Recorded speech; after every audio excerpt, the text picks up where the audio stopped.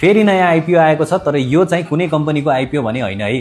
प्रभु क्यापिटलको नयाँ open ended mutual fund अन्तर्गत एसआइपी फन्डको आइपिओ हो। प्रभु क्यापिटलले जेठको 23 गतेदेखि प्रभु सिस्टमेटिक इन्भेस्टमेन्ट स्किमको 10 रुपियाँ फेस भ्यालुमा 3 करोड 10 लाख युनिट चाहिँ फर्स्ट फेजमा जेनरल पब्लिकको लागि इस्यु गरिरहेको छ। यो चाहिँ अहिले मेरो शेयरबाट सजिलै एप्लाई गर्न सकिन्छ है। मिनिमममा 100 युनिट्स अर्थात् 1000 रुपियाँबाट यो फन्डमा आफ्नो एसआइपी सुरु गर्न मिलिहाल्यो। अब मार्केटमा भने टोटल 9 वटा क्यापिटलको आफ्नै एसआइपी स्किम चाहिँ हुने भयो यो स्किम आइसकेपछि। यो फन्डको अहिले 7 बाट अप्रुभड इनिशियल फन्ड साइज चाहिँ 40 करोडको रहेको छ, जुन चाहिँ धेरैले एसआइपी कन्टिन्यू गर्दै जाँदाखेरि बढ्दै जाने अभियस हो। जसमा सीड क्यापिटलको रूपमा 7.5% चाहिँ फन्ड स्पोन्सर प्रभु बैंक र 7.5% अर्को फन्ड म्यानेजर प्रभु क्यापिटल आफैको रहेको छ।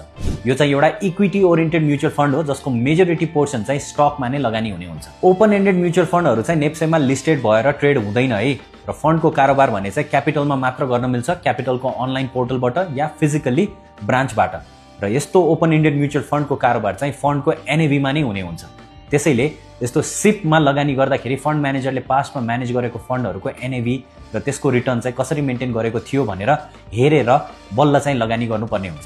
सो फन्ड म्यानेजरको हिस्ट्री हेर्ने हो भने प्रभु क्यापिटलबाट अहिले प्रभु स्मार्ट फन्ड र प्रभु सेलेक्ट फन्ड गरेर दुईटा क्लोज एन्डेड म्युचुअल फन्ड सञ्चालनमा रहेको छ।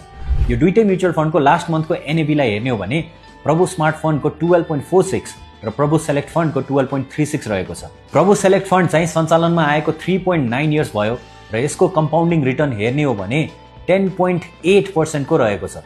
त्यस्तै प्रभु स्मार्ट फन्ड 2.1 इयर्सदेखि अपरेसनमा छ र यसको कम्पाउन्डिङ रिटर्न चाहिँ 15.5% रहेको छ।